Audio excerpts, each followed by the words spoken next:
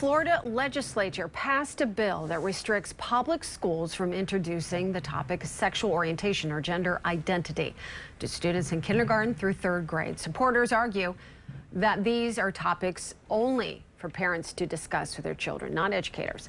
Opponents call it the Don't Say Gay bill, and they have heavily criticized the effect it could have on students. Elected officials in the Bay Area are also weighing in. We would never, ever accept a law like Don't Say Gay. Unbelievable. In this city, we not only say gay, we sing it loud and proud all year long. That was San Francisco Mayor London Breed during her State of the City address yesterday. And East Bay Assemblymember Mia Bonta also reacted to the bill on Twitter, calling it a sad moment for the LGBTQ plus community in Florida, saying that those students may no longer feel safe in schools. Bonta is also a former president of the Alameda Unified School Board, and we are very fortunate to have her join us right now to talk about this. Hello, how are you today? Great, how are you? Very good. This is such an incredible time. Go ahead. Yes, so tell me a little bit about your initial thoughts when you heard about this. I mean, it's been percolating for a while there in Florida, and now with this action with the legislature, we are at this moment. Well, as a school board member, we spend all of our days thinking about what's the best for children. And the reality is that parents don't need a choice to teach their children how to share in kindergarten. Parents don't need a choice to be able to teach their children how to say please and thank you.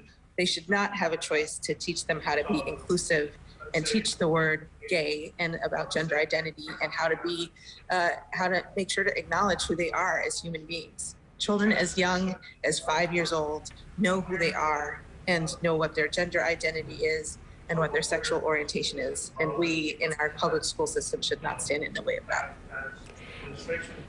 I feel that it's a little confusing from the perspective of why this needs to have such a harsh treatment in Florida is my feeling of why do we have to cap anything? I mean, open minds, open discussions about all topics are something that schools favor, right?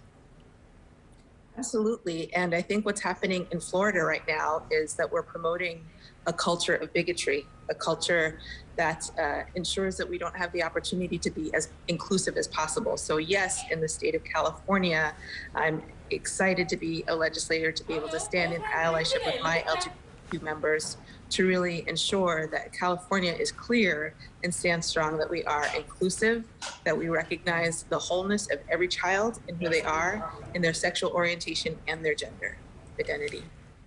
What else do you think, if you were talking to, parents in Florida or parents here, you know, the issue of sexual orientation can be complicated, it can be sticky, it can be something that some people are uncomfortable about. So do you think that this is an opportunity also to be able to talk more freely with our children about issues such as this? Here's one thing that we know. Our children are not uncomfortable about talking about who they are. They're not uncomfortable about talking about their gender identity, their sexual orientation. It's we as adults and educational systems that start to get confused. And absolutely, we need to make sure, quite frankly, that we are being super clear with every child that we as adults stand with them in who they are, that we as parents acknowledge their wholeness and what they need to be, and that we support them. Children understand love. They don't understand hate. They don't understand bias. That's our bag, and we need to get rid of it. I couldn't have summarized that better. I have fifth graders, they are girls, and I talked about someone in their class and saying that she was opening up to her parents, and I said, do you want to talk about that? And they truly said to me, Mia, talk about what? As if it was anything other than just, it was just who they are, and so it wasn't an issue. I feel sometimes we project and put our stuff on them.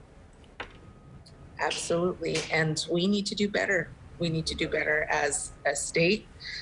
We need to do better as a country. I'm so proud that in the state of California, children are recognized, that we're having conscious conversations about gender identity. In my school district, where I was formerly president, I was proud to be able to have, quite frankly, our students be our leaders in helping us to understand and know how we needed to be proactive in creating inclusive environments for every child.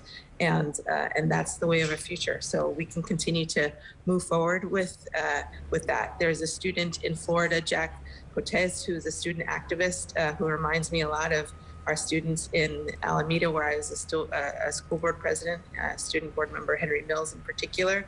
And they lead us every single time. All we have to do is listen.